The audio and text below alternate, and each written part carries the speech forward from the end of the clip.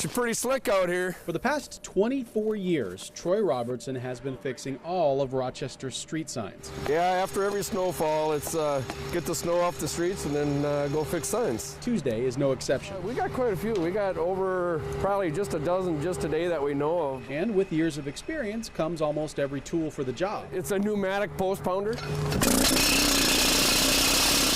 You know, in the wintertime, everything just takes a little bit longer. But unbeknownst to most of the public, the work is very costly. This could go $3.5, you know, closer to $400 for this repair. All of it paid for by Rochester taxpayers, except on rare occasions. I'd say probably maybe like 1 out of 50, it seems like we get, you know, that we actually, somebody will say, hey, we hit your sign, and they'll reimburse us, but not very often. And it doesn't seem like Robertson will be out of a job anytime soon. Less than 10 minutes after they started working on this sign, somebody just went in the snowbank over here. They don't know the road is slippery until they see the stop sign and try and stop, and then it's too late. We're going to have to call in and maybe have these guys come out and sand this for us. But before long, there we go. The job is finished, and it's off to the next, and the next, and the next. Any advice to drivers? Yeah, just slow down a little. That one was this morning.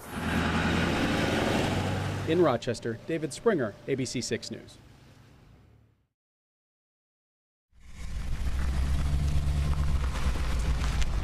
For the past 8 years, I don't expect to get rich, you know. You could say Sonia Ehrman has been canine crazy. We just love the dogs. So much so, she turned it into a business. Come on, baby boy. Picking up dogs from their homes. How you doing, Mackenzie? And then driving them to a local dog park. Coda loves the windows. But 15 dogs at once? You keep your paws to yourself. Yep, 15 dogs at once. We go just about any place that they ask us to go, don't we? Needless to say, it's chaos at times, complete with saliva baths. They say it's good for my face. But it has its benefits as well. Everybody that we talk to that likes it kind of wishes they could do it. So. And if you see the bus go by with all those dog faces looking out the window, it's almost guaranteed to make you smile. But it's safe to say no one is happier than the dogs themselves as they pull into the parking lot of the dog park.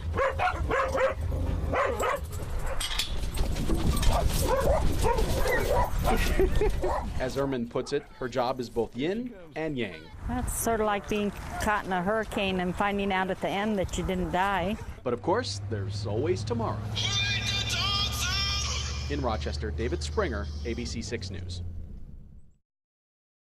That it just doesn't seem like the right thing to have to do. According to local township officials, Julie Kuntz of Grafton has to pay for 350 feet of fence that she doesn't want. The ruling is based on an Iowa state statute written in 1851. This is a mountain out of a molehill. Merlin Bartz is the other property owner. He needs the fence to help pen up his cattle. Well, the law specifically states that when you're dealing with a partition fence or a fence between two adjoining property owners, that each property owner is responsible for half of it. Kuntz's half could cost as much as $1,000, but she says it's not about the money. I could think of other things I'd rather do with $1,000 than spend it on a fence.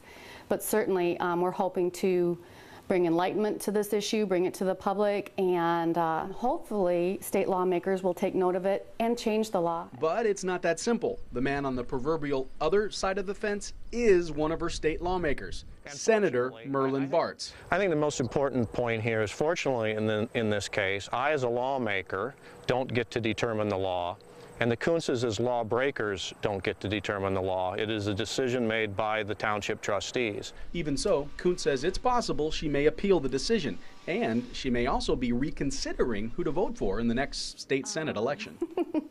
You surprised me with that one. I didn't expect that. Did he lose my vote? I've always found that it's best not to talk politics and religion, and I'm going to stick to that. In Grafton, David Springer, ABC 6 News.